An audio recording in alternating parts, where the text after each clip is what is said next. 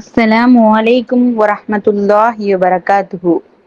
يا أيها الذين آمنوا اتقوا الله قولوا قولا سديدا يصلح لكم أعمالكم ويغفر لكم ذنوبكم ومن يطع الله ورسوله فقد فاز فوزا عظيما. நம்பிக்கை கொண்டோரே, அல்லாஹுவுக்கு அஞ்சுங்கள், நேர்மையான சொல்லையே கூறுங்கள். அவன் உங்களுக்காக உங்கள் செயல்களை சீராக்குவான், உங்களுக்காக உங்களின் பாவங்களை மன்னிப்பான்.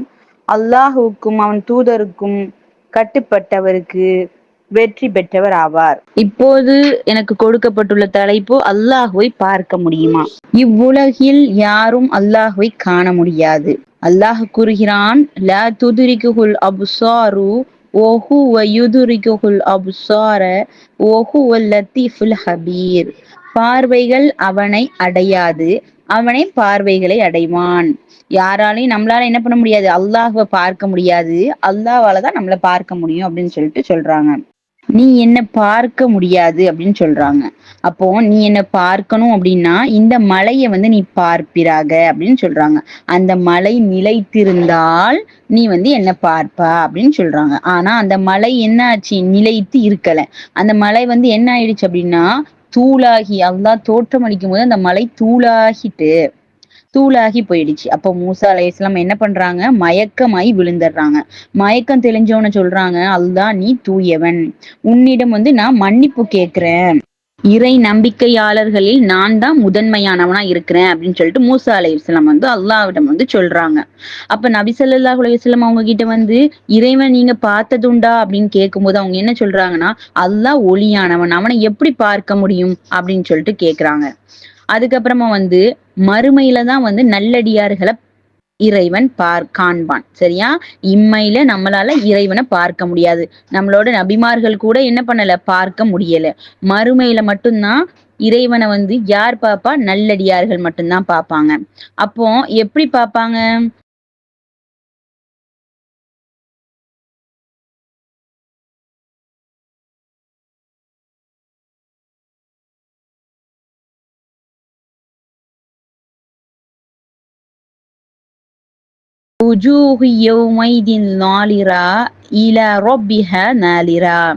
அந்நாளில் சில முகங்கள் ஒளி வீசும் தனது இறைவனை பார்த்து கொண்டிருக்கும்.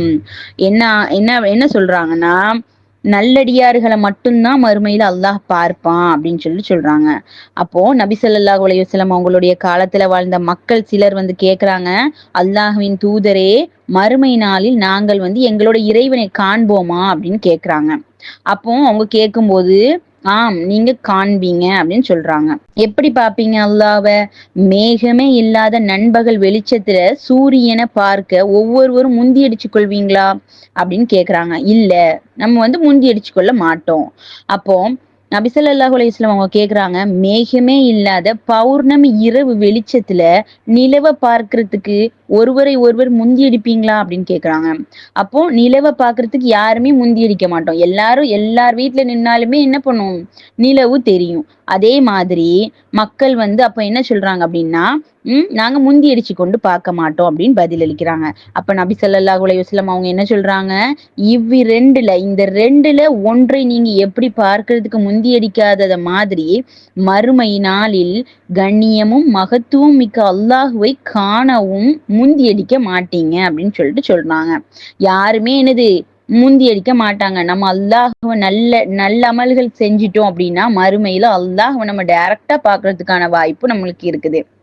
அதே மாதிரி மறுமையில அல்லாஹ் யார பார்க்கவே மாட்டேன் அப்படின்னு சொல்றான் அப்படின்னா, குல்ல இன்னஹும் அன் ரப்பிஹிம் யௌமைதின் லமுஹ்ஸினூன். உண்மையில் அந்நாளில் அவர்கள் தனது இறைவனை விட்டு திரையிடப்படுவார்கள். யாரு திரையிடப்படுவார்கள்? காஃபிர்கள் மறுமையில் இறைவனை பார்ப்பதை விட்டும் திரையிடப்படுவார்கள் அப்படின்னு சொல்லிட்டு நம்மளுக்கு நபி ஸல்லல்லாஹு அலைஹி வஸல்லம் சொல்றாங்க. அல்லாஹுவை காணக்கூடிய வாய்ப்பு நம்மளுக்கு கிடைக்கவும், மறுமையில இம்மையில நல்லமல்கள் செஞ்சு மறுமையில நல்லடியார்களா ஆகுவதற்கும் அல்லாஹ் நம்மளுக்கு அருள் புரியட்டும். அஸ்ஸலாமு அலைக்கும் வரஹ்மத்துல்லாஹி வபரகாத்துஹு.